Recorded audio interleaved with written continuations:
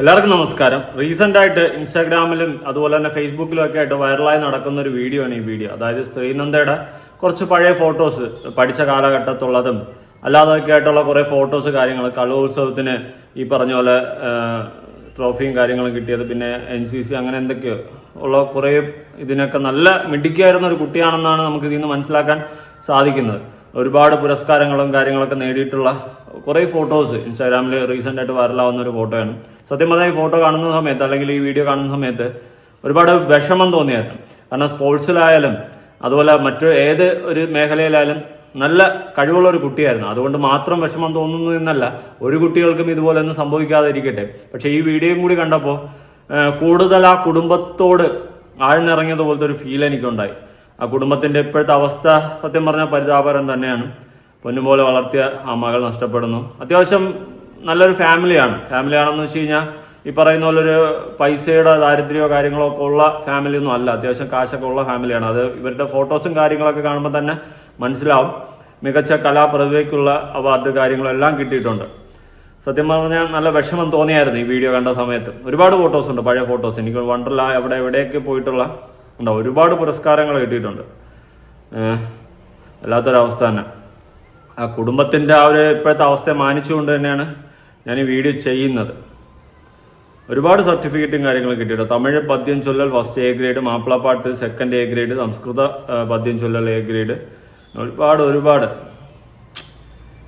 എനിക്ക് തോന്നുന്നു നമ്മുടെ അവസ്ഥ ഒന്നും പറയാനില്ല. ഓക്കെ, എന്തായാലും സംഭവം എല്ലാവർക്കും അറിയാലോ ഈ കുട്ടിക്ക് എന്താണ് സംഭവിച്ചത്. പക്ഷെ ഞാൻ ഈ വീഡിയോ ചെയ്യാനുണ്ടായ റീസൺ, ഞാനൊരു കമന്റ് കണ്ടിട്ടുണ്ടായിരുന്നു. ഞാൻ പിന്നെ അന്വേഷിച്ചു പോയിട്ട് ആ കമന്റ് കണ്ടില്ല. ഞാൻ ഒരുപാട് തപ്പിയായിരുന്നു. ഒരു ന്യൂസ് ചാനലിന്റെ അടിയിൽ വന്നിട്ടുള്ള ഒരു കമന്റ് ആയിരുന്നു. ഐ തിങ്ക് 24 ന്യൂസിന്റെ കമന്റ് ബോക്സിലാണെന്ന് തോന്നുന്നു. ഒരു കമന്റ് വന്നിട്ടുണ്ടായിരുന്നു. അതായത് ഈ ശ്രീനന്ദ എന്ന് പറയുന്ന കുട്ടിയെ ഒരുപക്ഷെ കൂടെ ഉണ്ടായിരുന്ന മറ്റു കൂട്ടുകാരോ ആരെങ്കിലും തള്ളിയിട്ടതായില്ലേ ആയിക്കൂടെ എന്നൊക്കെ ഉള്ള രീതിയിൽ ഒരു കമന്റ് ഉണ്ടായിരുന്നു. ആ കമന്റ് ഞാൻ പിന്നെ തപ്പിപ്പോയപ്പോൾ കണ്ടില്ല. ഞാൻ കാണുന്ന സമയത്ത് എനിക്ക് തോന്നുന്നു ഒരു 53 മിനിറ്റ് എഗോ ആണ് ഞാൻ ആ കമന്റ് കണ്ടത്. സ്ക്രീൻഷോട്ട് എടുത്ത് വയ്ക്കാൻ മറന്നിട്ടുണ്ടായിരുന്നു. ആ കമന്റിന് ഒരുപാട് ലൈക്ക് ഉണ്ടായിരുന്നു. അതുപോലെ തന്നെ ഒരുപാട് റിപ്ലൈസും ഉണ്ടായിരുന്നു. റിപ്ലൈസ് ആണോ എന്നൊക്കെ ചോദിച്ചിട്ടാണ് കുറെ റിപ്ലൈ ഞാൻ കണ്ടത്. അതിനുശേഷം എനിക്ക് തോന്നുന്നു ആ കമന്റ് മുക്കി. മേ ബി ആ കമന്റിൽ തെറിവിളി വന്ന് തുടങ്ങി കാണാം, നീ കണ്ടോ എന്നൊക്കെയുള്ള ചിലപ്പോൾ ചോദ്യങ്ങൾ ചോദിച്ചു തുടങ്ങി കാണാം ആരെങ്കിലുമൊക്കെ. അതുകൊണ്ടായിരിക്കാം മേ ബി ഡിലീറ്റ് ചെയ്തിട്ടുള്ളത്. എന്തായാലും വോട്ടവർ അങ്ങനെ ഒരു കമന്റ് ഉണ്ടായിരുന്നു. ഈ കൂടെ ഉണ്ടായിരുന്ന കൂട്ടുകാരായിരിക്കുമോ, ഈ കൂട്ടുകാരുമായിട്ട് എന്തെങ്കിലും ഓടിക്കളിയോ അല്ലെങ്കിൽ വാക്ക് തർക്കമോ എന്തെങ്കിലും ഉണ്ടായിട്ട് ആ കുട്ടി അങ്ങനെ പോയി വീണതാണോ എന്നൊക്കെയുള്ള രീതിയിലുള്ള കുറച്ച് സംസാരങ്ങൾ കമന്റ് ബോക്സിൽ ഉണ്ടായിരുന്നു. ഓക്കെ, സത്യം പറഞ്ഞാൽ അങ്ങനെ ഒരു പോസിബിലിറ്റി എനിക്ക് ഫീൽ ചെയ്യുന്നില്ല. അറിയില്ല ഇനി സത്യം പറഞ്ഞാൽ ഈ കുട്ടിക്ക് എന്താണ് സംഭവിച്ചതെന്ന് ഇതുവരെ ഒരു ദുരൂഹതയിൽ അല്ലെങ്കിൽ ഒരു നിഗൂഢതയിലാണ് നിൽക്കുന്നത് അല്ലെ. ഇതിന്റെ സത്യാവസ്ഥ ഇതുവരെ കറക്റ്റായിട്ട് ആർക്കും അറിയത്തില്ല. എങ്ങനെയാണ് കുട്ടി അവിടെ അകപ്പെട്ടു പോയത്, ആ കുട്ടിക്ക് എന്താണ് സംഭവിച്ചത്, ഇതുവരെ അതിനൊരു ക്ലാരിറ്റി പുറത്ത് വന്നിട്ടില്ല. ഞാൻ വേറൊരു വീഡിയോ കൊടുക്കാം. അതായത് ഇവർ കാറും ഒക്കെ എടുക്കുന്ന ഒരു വീഡിയോ ആണ്, നമുക്ക് കണ്ടു നോക്കാം. ഏറ്റവും കൂടുതൽ ഇൻസ്റ്റയിലൊക്കെ വൈറലാവുന്ന 2 വീഡിയോകളാണ് ഞാൻ ഈ ആദ്യം കാണിച്ചിട്ടുള്ളത്.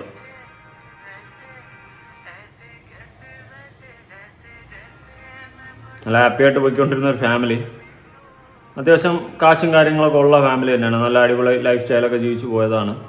40 പേര് അടങ്ങുന്ന ഒരു സംഘം യാത്ര പോകുന്നു, ടൂറ് പോകുന്നു. അതിനെ തുടർന്ന് ആ കുട്ടിക്ക് മാത്രം ഇങ്ങനത്തെ ഒരു അവസ്ഥ. സത്യം പറയാമല്ലോ, വല്ലാത്തൊരവസ്ഥ. ആ കുടുംബത്തിന് സമാധാനം കിട്ടട്ടെ. ഞാൻ വീണ്ടും റിപ്പീറ്റ്ലി പറയാൻ ആഗ്രഹിക്കുന്ന ഒരു കാര്യം മറ്റൊന്നുമല്ല, ഇങ്ങനത്തെ ഒരു അവസ്ഥ ഒരു കുടുംബങ്ങൾക്ക് ഉണ്ടാവാതിരിക്കട്ടെ. അല്ലെങ്കിൽ തന്നെ ഈ 2026 തുടങ്ങിയ സമയത്ത് ഈ ഇലക്ഷൻ ടൈമിൽ കുറെ കോമഡി കാര്യങ്ങൾ, ന്യൂസുകൾ നമ്മൾ കണ്ടതല്ലാണ്ട് ഇപ്പോൾ നിരന്തരം നമ്മൾ കാണുന്ന ന്യൂസുകളെന്ന് വെച്ച് കഴിഞ്ഞാൽ എന്തെങ്കിലും അപകടങ്ങൾ അല്ലെങ്കിൽ സ്വയം ജീവൻ എടുക്കുക, ഇങ്ങനത്തെ കുറേ കേസുകളാണ്. ഇപ്പം തന്നെ റീസെൻ്റ്ലി മറ്റേ കോളേജിൻ്റെ ഇഷ്യൂ വന്നു, നിതിൻ രാജ് എന്ന് പറയുന്ന ആ പയ്യൻ്റെ ഇഷ്യൂ വന്ന്, അതുപോലെ തൊട്ട് മുന്നെയാണ് ശ്രീനന്ദയുടെ ഇഷ്യൂ വരുന്നത്. അതിനുശേഷം ഇപ്പോൾ വേറൊരു കാമുകി ന്യൂസ് വരുന്നുണ്ട്. ഇങ്ങനെ പല ന്യൂസുകളും നിരന്തരം വന്നുകൊണ്ടിരിക്കുകയാണ്. ദുഃഖം മാത്രമാണ്. എല്ലാവരും പുറത്തൊക്കെ പോകുന്ന സമയത്ത് സൂക്ഷിക്കുക.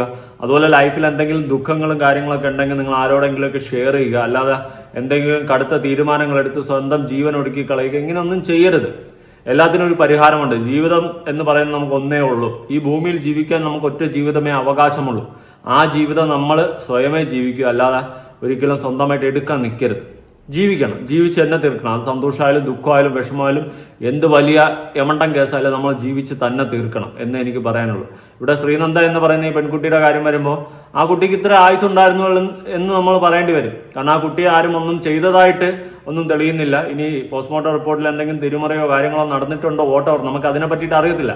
പക്ഷേ ഈ പറഞ്ഞതുപോലെ ഒന്നും റിപ്പോർട്ടിൽ വന്നിട്ടില്ല. പ്രാഥമിക റിപ്പോർട്ടിലോ അല്ലെങ്കിൽ പോസ്റ്റ്മോർട്ടം റിപ്പോർട്ടിലോ ഒന്നിലും ആ കുട്ടിക്കൊരു ദുരൂഹ സാഹചര്യം എന്നുള്ള രീതിയിൽ അവർ പറയുന്നില്ല. ബേബി വീഴുന്നതായിക്കൂടാതെ ഇല്ല എന്നൊക്കെ ഉള്ള രീതിയിൽ തന്നെയാണ്. എൻ്റെ ഒരു സംശയം, ഇനി ആരെങ്കിലും തള്ളിയിട്ടതോ അല്ലെങ്കിൽ ആരെങ്കിലും പിടിയും വലിയും വെച്ച് വീഴുന്നതാണോ, കളിച്ചതിൻ്റെ ഇടയ്ക്ക് വീഴുന്നതാണോ, ഇത് കൂട്ടുകാർ കണ്ടോ, ഒന്നും ഒരു പിടിയില്ല. പിന്നെ ഇതിൻ്റെ ഇടയിൽ ആകെ ഒരു ഇത് പറയുന്നത് ആ കുട്ടിക്ക് ഫോൺ കൊടുക്കുന്നില്ല, ചെറിയ പാരൻസുമായിട്ട് ചെറിയ വഴക്ക്, ചെറിയ പിണക്കം എന്നുള്ളൊരു കാര്യം മാത്രം പറയുന്നുണ്ട്.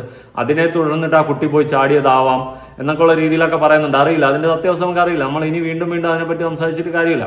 പിന്നെ ഞാൻ എപ്പോഴും പറയുന്നത് പോലെ പിള്ളേരെയൊക്കെ കൊണ്ട് പുറത്തു പോകുന്ന സമയത്ത് മാതാപിതാക്കൾ ഒന്ന് ശ്രദ്ധിക്കുക. എന്തെങ്കിലുമൊക്കെ സംഭവിച്ചിട്ട് കരഞ്ഞിട്ട് കാര്യമില്ല. അത് ഞാനായാലും നിങ്ങളായാലും അത് ശ്രദ്ധിക്കേണ്ട ഒരു കാര്യം തന്നെയാണ്. എന്തെങ്കിലുമൊക്കെ സംഭവിച്ചു, ദുരൂഹ സാഹചര്യങ്ങളോ അല്ലെങ്കിൽ എന്തെങ്കിലുമൊക്കെ വിഷയങ്ങൾ സംഭവിച്ചതിന് ശേഷം നമ്മൾ കരഞ്ഞിട്ട് മിഴിച്ചിട്ട് കാര്യമില്ല. നമ്മൾ സൂക്ഷിക്കേണ്ട സമയത്ത് സൂക്ഷിക്കുക. കുട്ടി മക്കളെയും കൊണ്ട് പുറത്ത് പോകുന്ന സമയത്ത് 10-14 വയസ്സായി തീരെ കുട്ടിയെന്നല്ല ഞാൻ പറയുന്നത്, എങ്കിലും ആ ഒരു പ്രായത്തിലൊക്കെ ഉള്ള പിള്ളേരല്ലേ, പ്രത്യേകിച്ച് പെൺകുട്ടികളും കൂടിയല്ലേ, ആ ഒരു പ്രായത്തിലുള്ള പെൺകുട്ടികളൊക്കെ കൊണ്ട് പോകുന്ന സമയത്ത് ഏവനെങ്കിലുമൊക്കെ എന്തെങ്കിലുമൊക്കെ ചെയ്യാനെങ്കിലും വിളിച്ചു കൊണ്ടുപോവുക, എന്തെങ്കിലുമൊക്കെ സംഭവിച്ചാലോ എന്നുള്ളൊരു കൺസേൺ എങ്കിലും പേരൻസിന് ഉണ്ടാവണം. അതുകൊണ്ട് ഉറപ്പായിട്ട് സ്വന്തം മക്കളെയും കൊണ്ട് പുറത്തു പോകുന്ന സമയത്ത് നമ്മൾ സൂക്ഷിക്കുക. അവരെവിടെയൊക്കെ പോകുന്നു, നമ്മുടെ കൂടെ ഉണ്ടോ എന്നെല്ലാം സൂക്ഷിക്കുക. ടൂറ് പോകുന്ന സമയത്ത് അതിൻ്റെ എൻജോയ്മെന്റിൽ സ്വന്തം മകളെ നോക്കാൻ മറന്നുപോയി. പേരൻസിനെ ഞാൻ കുറ്റം പറയുന്നതിനേക്കാൾ നിങ്ങളൊന്ന് ചിന്തിക്കുക. ഇതിപ്പോൾ ഇനി ഇങ്ങനെ ഒരു സംഭവം ഉണ്ടാവാതിരിക്കാൻ വേണ്ടിയിട്ടാണ് പറയുന്നത്. അല്ലാണ്ട് പേരൻസിന്റെ വിഷമം പോലും മനസ്സിലാക്കാതെ സംസാരിക്കുന്നതല്ല. അവരുടെ വിഷമം മനസ്സിലാക്കിക്കൊണ്ട് തന്നെയാണ് പറയുന്നത്. ഇനി ഇങ്ങനെ ഒരു ശ്രീനന്ദ എന്ന് പറയുന്ന ഒരു കുട്ടി ഉണ്ടാവാതിരിക്കാൻ വേണ്ടിയിട്ടാണ് ഞാൻ സംസാരിക്കുന്നത്. ഇതേ അവസ്ഥ ഒരു കുടുംബത്തിനും വരാതിരിക്കാൻ വേണ്ടിയിട്ടാണ് സംസാരിക്കുന്നത്. പുറത്ത് കുട്ടികളെയും കൊണ്ടുപോകുന്ന സമയത്ത് ഉറപ്പായിട്ട് നിങ്ങൾ പാരൻസ് കുട്ടികളെ ചേർത്ത് കൂടെ നിർത്തുക. അല്ലെങ്കിൽ പിന്നെ എന്തെങ്കിലും സംഭവിച്ചിട്ട് നമ്മൾ കൈയും കാലിട്ട് അടിച്ചിട്ട് ഒരു കാര്യമില്ല കേട്ടോ. സീരിയസ്ലി എൻ്റെ ഒരു അഭിപ്രായം പറഞ്ഞാണ്. നമ്മൾ എന്തെങ്കിലും സംഭവിക്കുന്നതിന് മുന്നേ ചെയ്യാൻ പറ്റുവാണെങ്കിൽ ചെയ്യുക. പിന്നെ പറഞ്ഞിട്ട് കാര്യമൊന്നുമില്ല. പിന്നെ എല്ലാവരും മനപ്പുറം ആരെ മക്കളെയും കൊണ്ട് ഒരു ആറ്റിലും എടുത്ത് എറിയുന്നതൊന്നും അല്ല, കൊക്കയിലും എടുത്ത് എറിയുന്നതല്ല.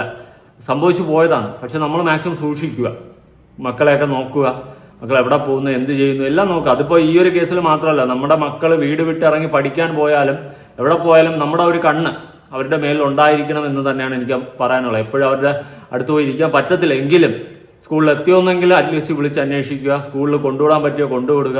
ഇനി സ്കൂൾ ബസ്സിലാണെങ്കിൽ അത് കുറച്ചുകൂടി ബെറ്ററാണ്. അല്ലാണ്ട് പെൺമക്കളൊക്കെ പ്രത്യേകിച്ച് സ്കൂളിലൊക്കെ പോകുന്ന സമയത്ത് ആ സ്കൂൾ ടൈം ആയിക്കഴിഞ്ഞാൽ മോൾ എത്തിയോ എന്ന് ക്ലാസ് ടീച്ചറിനെയൊക്കെ ഒന്ന് വിളിച്ച് ചോദിക്കുന്നതിൽ ഒരു തെറ്റുമില്ല. ഒരു ഫോൺ കോളിൻ്റെ കേസേ ഉള്ളൂ. ക്ലാസ് ടീച്ചറിനെയൊക്കെ ഒന്ന് വിളിച്ച് ചോദിക്കുക. അതൊക്കെ നല്ല നല്ല കാര്യങ്ങൾ തന്നെയാണ്. അങ്ങനെയൊക്കെ ചെയ്യുക. ഇന്നത്തെ കാലഘട്ടമാണ്. പിള്ളേർ ഏതൊക്കെ വഴി എങ്ങോട്ടൊക്കെ പോകുന്ന അറിയത്തില്ല. പ്രത്യേകിച്ച് വാശിയുള്ള കൂട്ടത്തിലുള്ള പിള്ളേരാണ്.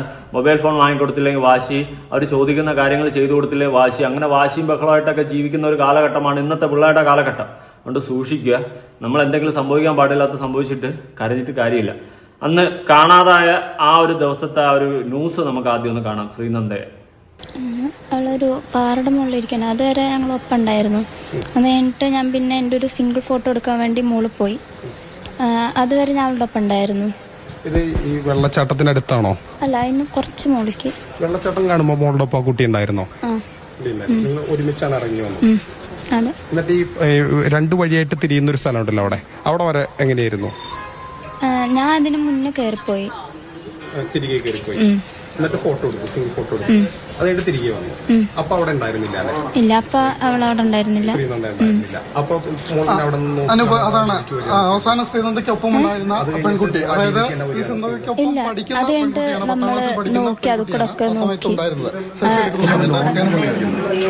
അവിടെ നോക്കിയോ? മോളെ കാണാണ്ടപ്പോ നോക്കിയോ? അവിടെ ഒക്കെ നോക്കി. അവിടെ ഒന്നും ഉണ്ടായിരുന്നില്ല. പിന്നെ അങ്ങോട്ട് പോയപ്പോ മോളെ അടിയിലേക്ക് തന്നെ വന്നോ? എന്നിട്ട് അടിയിൽ കൂടെ ഒക്കെ നോക്കി. പക്ഷെ അടിയിലൊന്നും ഉണ്ടായിരുന്നില്ല അവള്. അല്ല, ഞങ്ങളൊരു ഫോട്ടോ, ഞങ്ങള് കുറച്ച് ഗേൾസ് ഉണ്ടായിരുന്നു. അപ്പൊ ഞങ്ങളെല്ലാരും കൂടി ഫോട്ടോ എടുക്കാൻ വേണ്ടി നോക്കി.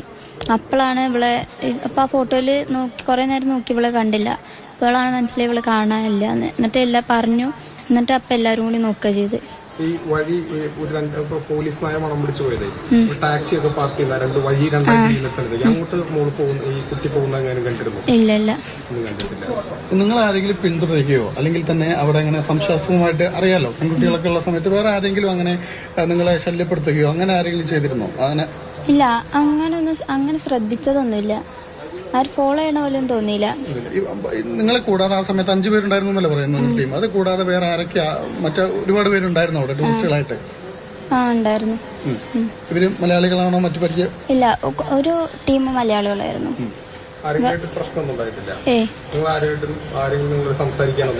ഇല്ല.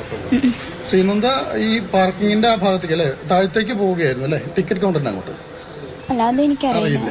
അതായത് നിങ്ങള് സെൽഫി എടുത്തു, അതിനുശേഷം മുകളിലേക്കും ആയിട്ട് പിരിഞ്ഞു, അതിനുശേഷം പിന്നെ കുട്ടി ശ്രീനന്ദയെ കണ്ടിട്ടില്ല. ഇല്ല.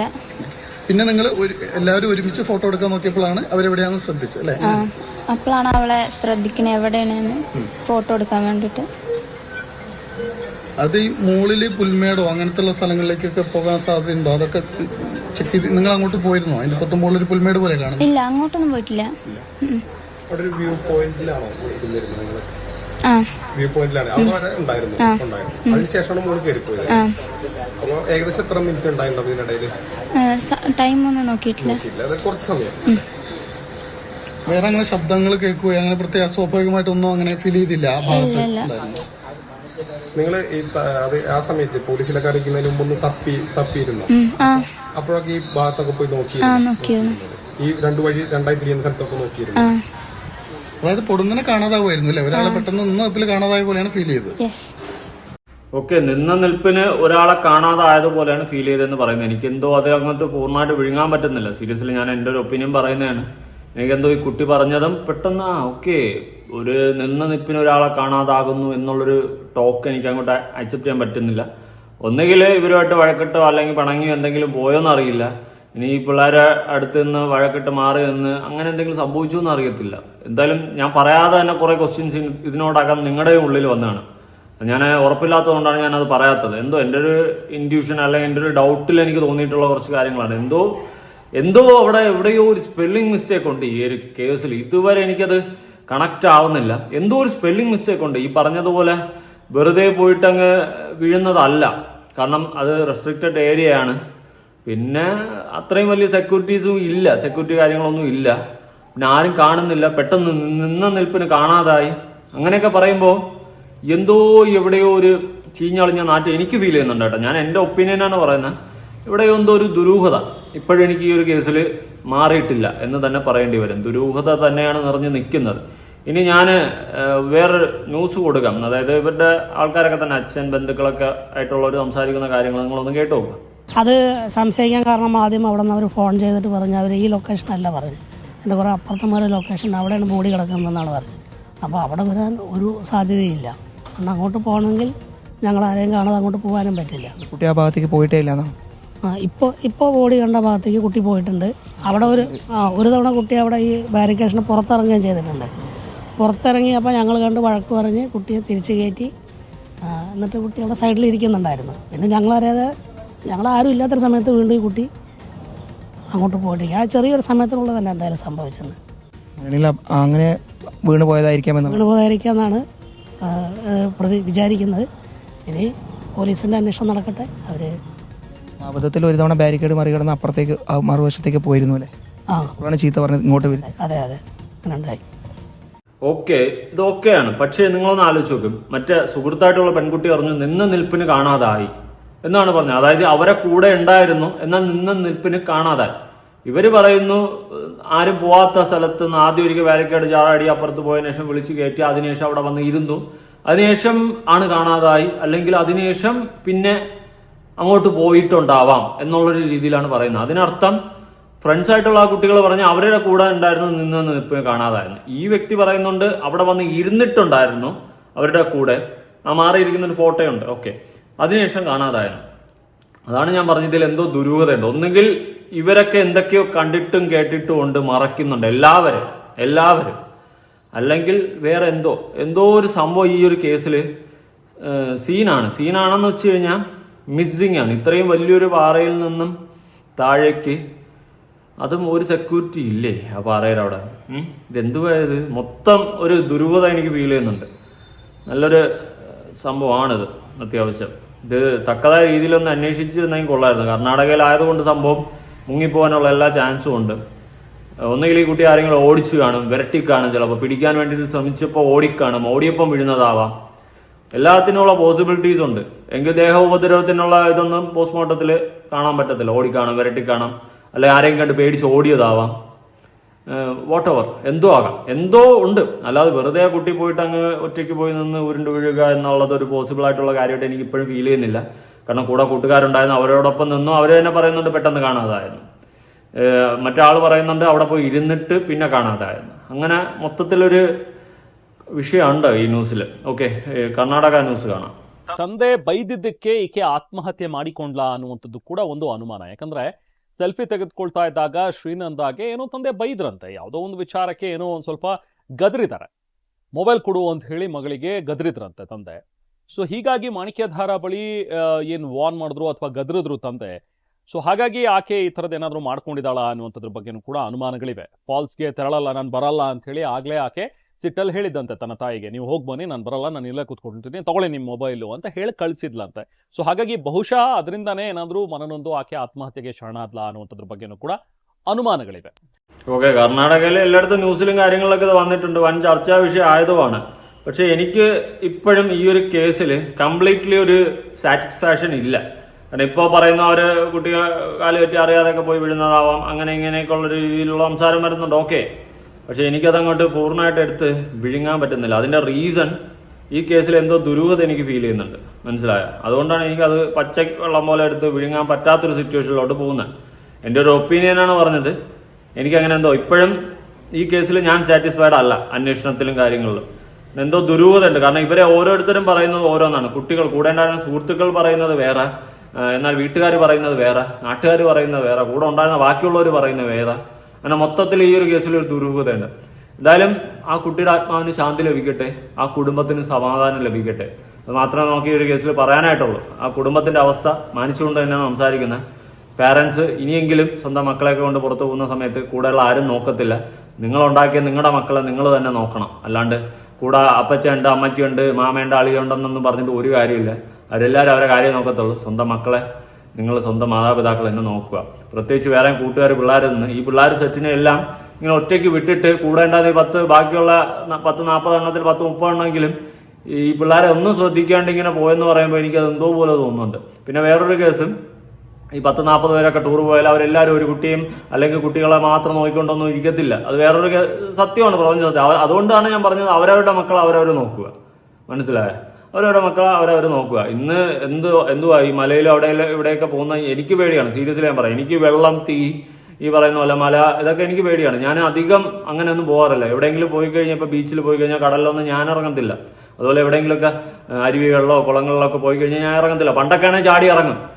നമ്മുടെ ആ ഒരു തിളപ്പിന്റെ ചെറുപ്രായത്തിൽ ചാടി ഇറങ്ങി എവിടെ വേണം ഏത് കഞ്ഞിപ്പരയിലോ കയറി പോകുന്ന സെറ്റപ്പിലായിരുന്നു. പക്ഷെ ഇന്ന് അങ്ങനെയല്ല, റിയലൈസ് ചെയ്തു. അതുകൊണ്ട് നമ്മൾ റിയലൈസ് ചെയ്യുന്ന കുറച്ച് ഏജ് കഴിഞ്ഞിട്ടായിരിക്കും. അപ്പോൾ കുട്ടികളായിരിക്കുന്ന സമയത്ത് നമുക്ക് ഈ ചോരത്തിളപ്പും കാര്യങ്ങളൊക്കെ കാണും. അന്ന് മാതാപിതാക്കൾ വേണം അത് പറഞ്ഞ് മനസ്സിലാക്കി കൊടുത്ത് അതിനെയൊക്കെ ആ ഒരു സെറ്റപ്പിൽ കൊണ്ടുവരേണ്ടത്, മനസ്സിലായോ? അത് ശരിയല്ല. മാതാപിതാക്കളുടെ ഭാഗത്ത് നല്ലൊരു മിസ്റ്റേക്ക് ഉണ്ട്. ഞാനൊക്കെ പണ്ട് ഈ പറയുന്ന പോലെ ഒരുപാട് ഫാമിലീസ് ഒരുമിച്ച് ബസ്സിലൊക്കെ ടൂർ പോയിട്ടുള്ളതാണ്, അച്ഛൻ്റെ അമ്മയുടെ ഒക്കെ കൂടെ. അന്ന് നമ്മുടെ അമ്മയെ അപ്പനും ഒക്കെ എന്ന് വെച്ച് കഴിഞ്ഞാൽ നമ്മളെ കൂടെ കൊണ്ട് നടക്കും, മനസ്സിലായോ? ഒരുപാട് ഫാമിലീസ് ആണ്, അപ്പം നമ്മളെ കൂടെ കൊണ്ട് നടക്കും, കൈ പിടിച്ച് കൊണ്ട് നടക്കും. കാരണം പോയി കഴിഞ്ഞാൽ ആദ്യം വഴി പോയി കഴിഞ്ഞാൽ ബാക്കി എല്ലാവർക്കും സഹതാപം നിന്ന് കാണിക്കാമെന്നല്ലാണ്ട് നഷ്ടം ആർക്കെന്ന് ചോദിച്ചു കഴിഞ്ഞാൽ നമ്മുടെ കുടുംബത്തിനായിരിക്കും, മനസ്സിലായോ? വേറെ ആർക്കും അവിടെ നഷ്ടം വരുന്നില്ല. അതുകൊണ്ട് സൂക്ഷിക്കുക. കൂടുതലൊന്നും പറയാനില്ല. നിങ്ങളുടെ അഭിപ്രായങ്ങളും കാര്യങ്ങളും ഉറപ്പെടുത്താൻ വേണ്ടി പുതിയ